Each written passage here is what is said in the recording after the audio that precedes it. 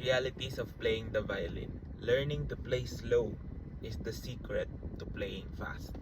Okay, so akala ng iba para makatugtog ka lang mabilis, kailangan mabilis din ang practice mo. But in reality, slow practice makes you play faster. So bakit nga ba ganun yung nangyayari? If done correctly, it's the easiest way to actually play faster. Yung pagpa-play natin ng mabagal is actually making you play fast. Kasi when we train to play fast, we're not really just talking about speed. We're actually talking about a lot of things na hindi natin nakikita, which is reaction time, the movements, and being able to cope up dun sa speed na yun. Kasi minsan, when we try to play fast, ang nangyayari, naghahabol tayo. And playing na naghahabol is not a good idea. Talagang mahirap siya gawin. So when you play slow, you take control.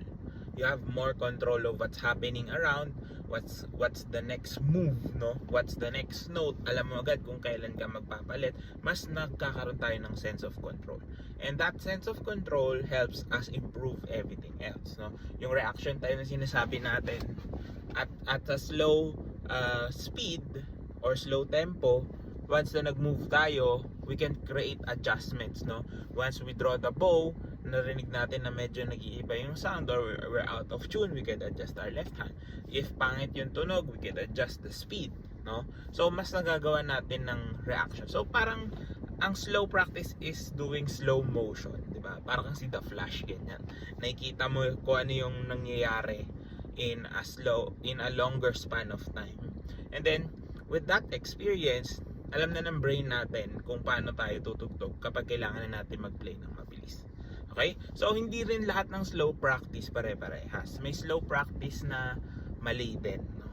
So, akala ng iba pa, when you say practice slow, everything becomes slow.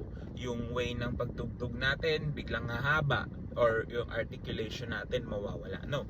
When we practice slow, we have to practice in a sense that how long yung ginagamit nating bow and the speed that we want to play in, ganun din siya kahaba. Kung gaano kaganda yung articulation and even the quality of the sound, dapat hindi nagbabago. So it's like you're playing slow-mo.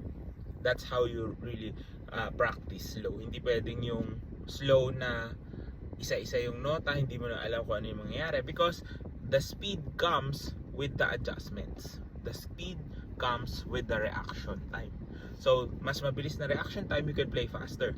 Kasi alam ng katawan mo what's your next move. Alam ng daliri mo saan siya pupunta. So, that is more important than just playing slow but without any kind of thinking of or understanding.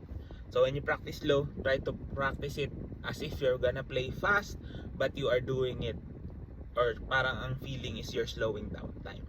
You can try this out, tignan nyo kung maging effective sa inyo, and then you gradually speed up, adding let's say 10 beats per minute sa bawat pagbilis nyo, while maintaining whatever type of sound you want to achieve.